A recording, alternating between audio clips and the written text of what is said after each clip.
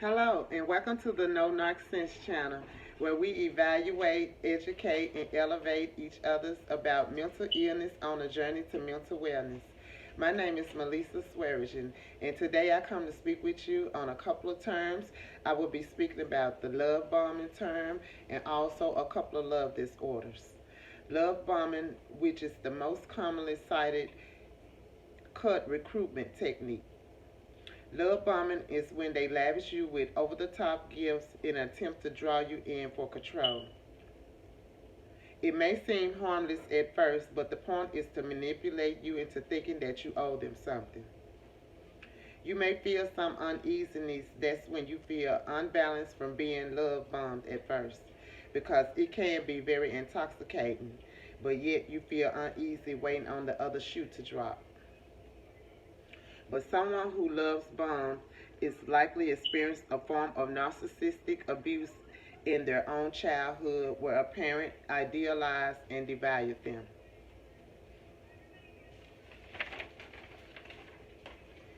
They will be demanding commitment. They want commitment now to try to lock down you as a secure source of supply. This will be called the primary supply. They will disrespect your boundaries and get upset when you try to have boundaries.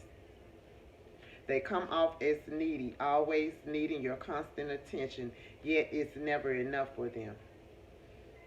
And you be overwhelmed with intensity because you're always on your toes and walk around on eggshells, never knowing what to expect. So if you feel you're in a relationship and things are going faster than normal, listen to your gut instinct, because love is to be savored, not rushed. They will give you never ending compliments like, I love everything about you. You are just so perfect. I don't want anyone else but you, in excessive communication.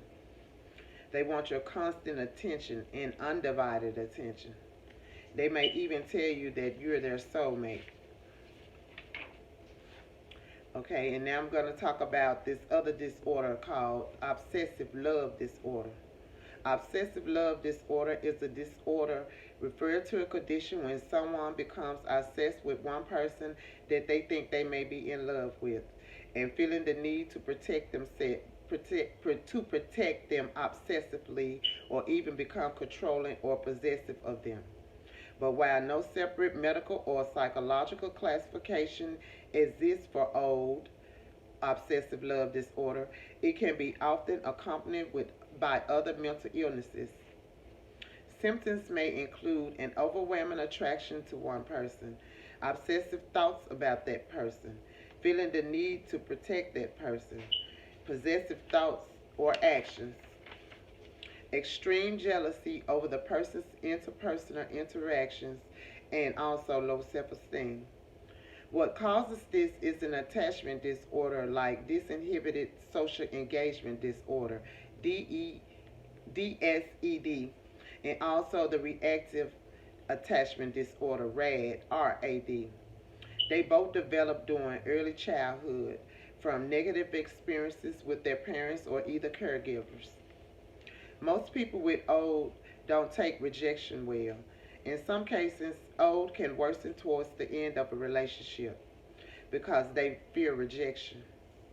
They will exhibit repeated texts, emails, phone calls, a constant need for reassurance, difficulty having friendships or maintain contact with others because they are so obsessed with a person. They can be controlling where the other person goes and the way that they engage and act with others. Healthline said that a child with DSED may be overly friendly and they don't take precautions around strangers. And on the other hand, a child with RAD, reactive attachment disorder, they may feel stressed and have problems getting along with other people. They tend to be anxious, and depressive episodes occurs from borderline personality disorder. When considering obsessive love disorder and personality disorders can cause switches between extreme love for a person to extreme disdain. Then there's another disorder called the obsessive compulsive disorder, OCD. It's a combination of obsessive thoughts and compulsive rituals, which is severe enough to affect your everyday life. It includes obsessional jealousy, like delusional jealousy. Obsessional jealousy is a non delusional preoccupation with a partner's perceived infidelity.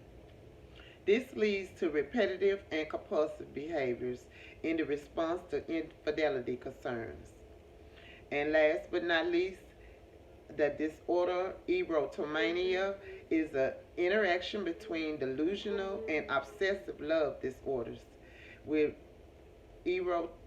erotomania, you believe that someone famous or of high status is in love with you, which leads to harassment, just like some fans stalk and harass famous people all the time.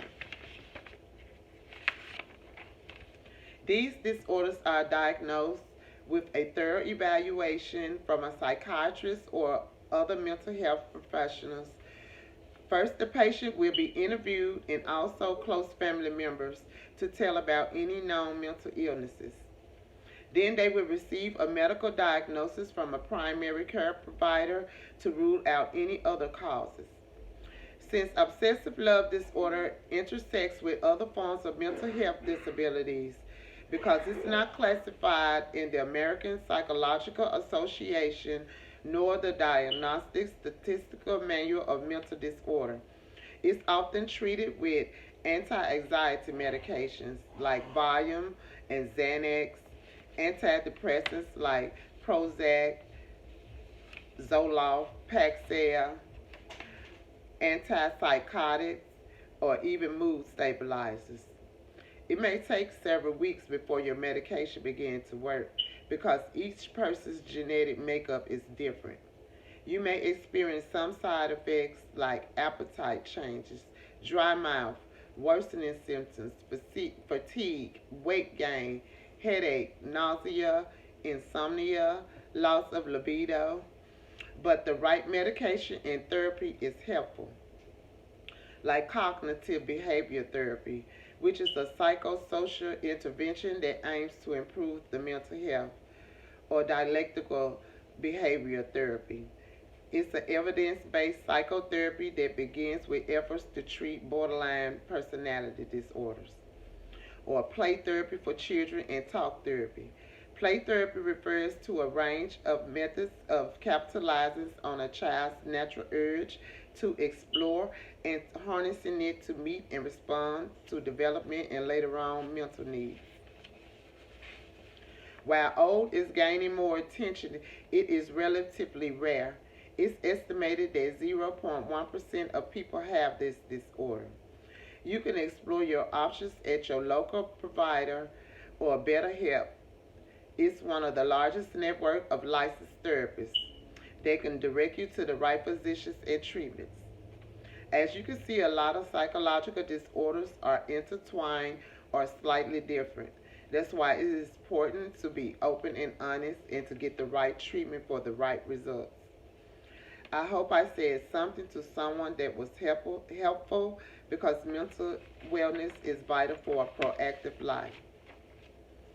I would like to take the time to thank each and every subscriber. Your subscription is greatly appreciated. If you haven't took If you haven't done so, take the time to do so now. And also, if I shared anything that was informative to you, please give me a thumbs up. And don't forget to hit the notification button so you will be notified when I upload another video.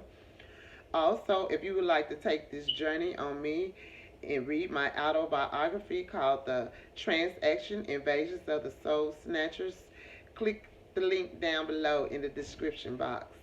And thank you until next time. And thank you to all my no-narc survivors and thrivers.